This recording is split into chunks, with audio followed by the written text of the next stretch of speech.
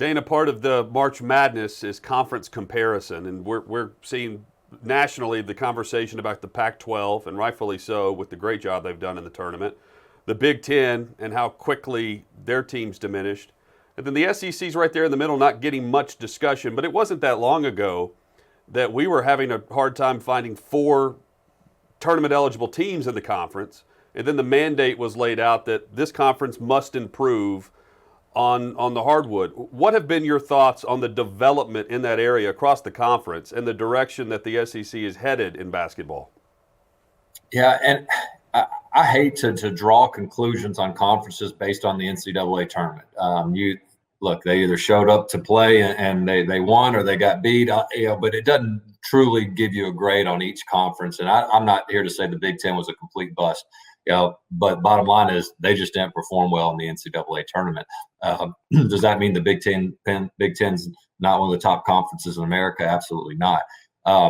But it can help the narrative. And going back to what you said, that the SEC really benefited from that several years ago. I forget the exact year, 16, 17 maybe, in South Carolina's Final Four run. I started with the SEC Network in 2014, and man, those were like that studio session was always walking on eggshells, because all you could talk about really was Kentucky, a little bit of Florida, and then everybody else, it was like apologizing for their rebuild situation, or wait till they get these recruits in, wait till this coach builds his brand, all that stuff.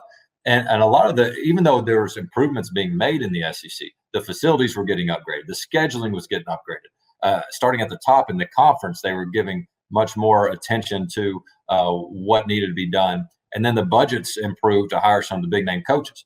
But even with all that, you weren't going to get the immediate results, whether it was Frank Martin taking 5 years to get to the NCAA tournament, making his run. Bruce Pearl took, I think, 5 years to get his. Rick Barnes took a few years. So all these things took time. But I do think that South Carolina run really got the attention of other people to say, okay, maybe it's not just about Kentucky, Florida anymore. And this year, I would have loved to see the SEC. I thought they could get as many as 4 teams to the Sweet 16. Would have been a great thing to hang your hat on. But the other part of that is to say, yeah, but at least the 2 we got are 2 that you don't normally expect to see in there. That's Alabama, Arkansas, and not having to just rely on Kentucky to carry the brand of the SEC that they had to do for so many years.